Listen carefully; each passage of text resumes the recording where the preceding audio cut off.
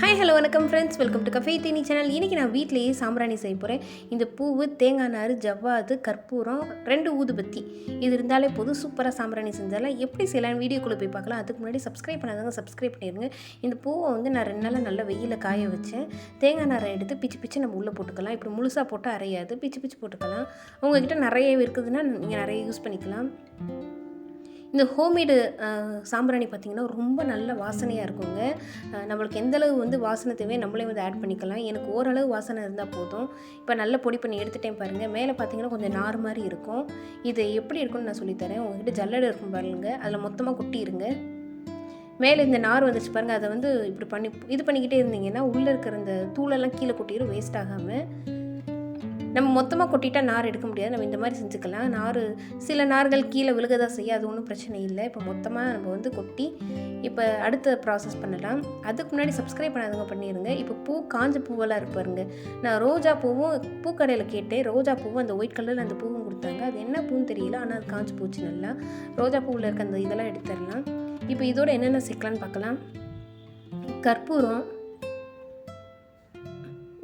Packet 1, ஊதுபத்தி ஒரு 4 ஊதுபத்தி 5 ஊதுபத்தி எடுத்துக்கிட்டேன். இதை வந்து பிச்சு பிச்சு போட்டுக்கலாம். கொஞ்சம் நகை இல்லாததுனால கொஞ்சம் கஷ்டமாக இருந்துச்சு பிக்கிறது. எனக்கு கையில் கொஞ்சம் லைட்டாக பிச்சு போட்டேன். ரொம்ப கஷ்டமாக இருந்துச்சு நகை இல்லாததுனால. அதுக்கப்புறம் என்ன பண்ணிட்டேன், ஒரு வேஸ்ட் பிளேட் எடுத்து ஊதுபத்தியை நல்லா குத்தி எடுத்தேன், வந்துருச்சு. அந்த மாதிரி இந்த மாதிரி குத்தி எடுத்தேன், தானாக உடஞ்சி வந்துருச்சு. 4 ஊதுபத்தி இப்படியே பண்ணிட்டேன். நான் முதல்ல கையில் எடுப்பேன், ஆனால் கையில் நகை இல்லாததுனால வரல. ஸோ அதனால் வந்து இப்படியும் பண்ணிக்கலாம். வேஸ்ட் பிளேட்டை யூஸ் பண்ணிக்கோங்க, ஏன்னா வாசனை பயங்கரமாக இருக்கும். அதனால தான் சொல்கிறேன் நான். இப்போ பாருங்கள், ஊதுபத்தி எடுத்தாச்சு, அதையும் போட்டுக்கலாம். இதோட ஜவ்வாது பாருங்கள், ஜவ்வாது உங்களுக்கு தேவையான அளவு சேர்த்துக்கோங்க. ரொம்ப அதிகமாக சேர்த்திங்கன்னா பயங்கர வாசனையாக இருக்கும். எனக்கு லிமிட்டாக ரொம்ப மைல்டாக இருக்கணும் வாசனை, அதனால தான் நான் எல்லாமே மைல்டாக சேர்த்துக்கிறேன். ஜவ்வாது சேர்த்தாச்சு. இப்போ இது நல்லா குறப்பாக அரைச்சிட்டு வந்துடலாம். இப்போ பாருங்கள், நல்லா அரைச்சாச்சு பாருங்கள். அரைச்சி முடிச்சதுக்கப்புறம் வாசனை அவ்வளோ வாசனையாக இருந்துச்சு. இப்போ இது எல்லாத்தையும் மொத்தமாக கொட்டிடலாம். அதுக்கு முன்னாடி என்னோடய சேனலுக்கு ஒரு லைக் போட்டு விட்டுருங்க. நீங்களும் இந்த மாதிரி செஞ்சு பாருங்களேன், ரொம்ப சூப்பராக இருக்கும். நம்ம வீட்டில் வந்து நம்மளே செஞ்சு ஒரு பொருள் பக்குவமாக செஞ்சு வைக்கும்போது அது வந்து அதோட சந்தோஷமே தனி. இப்போ பாருங்கள், எடுத்தாச்சு. இப்போ இதில் வந்து என்னென்ன செய்யலான்னு பார்க்கலாம். கொஞ்சோண்டு நெய் ஊற்றிக்கிட்டேன். அதோட தேன் ஊற்றிக்கோங்க. தேன் நம்ம ஏன் ஊற்றுறோம்னா கொஞ்சம் ஈஸியாக இருக்கும், நம்மளுக்கு வந்து கொஞ்சம் கெட்டியாகும் தேன் ஊற்றிக்கிட்டா. இப்போ இது பிணைய ஆரம்பிச்சிடலாம். கொஞ்சம் தண்ணி விட்டு பிணைங்க. ரொம்ப தண்ணி ஆக்கினா வீணாக போயிடும்.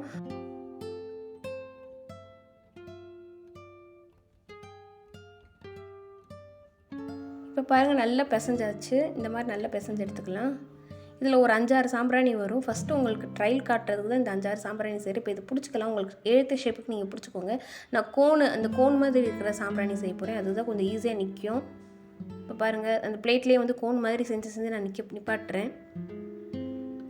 ரொம்ப நல்ல வாசனையாக செய்யும் போதே அவ்வளோ நல்ல வாசனையாக இருந்துச்சுங்க. மேலே அந்த நாராக இருக்கிறது ஒன்றும் பிரச்சனை கிடையாது. நம்மளுக்கு நெருப்பில் பற்றும்போது அது போயிடும்.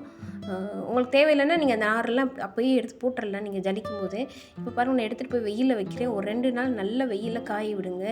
சூப்பராக காஞ்சிடும் 2 நாள் வெயிலில். நான் ஏன் ஜர்க்காயி ஓடி வந்தேன்னா எங்கள் பூனை அங்கே நின்றுருந்துச்சு. அதை பார்த்து பயந்து ஓடி வந்தேன். அதுக்கு பாருங்கள், வெயிலில் காய வச்சாச்சு. பாருங்கள், பூனை நின்றுக்கிட்டு இருக்கு. பூனை வந்து ஏதோ ஸ்நாக்ஸ் நான் வைக்கிறேன்னு நினச்சிட்டு பூனை என்ன துரத்திட்டு வந்துச்சு. வெயிலில் நல்லா காஞ்சிருச்சு பாருங்கள். உங்களுக்கு தெரியுதா, பயங்கரமாக காஞ்சிருச்சு பாருங்கள்.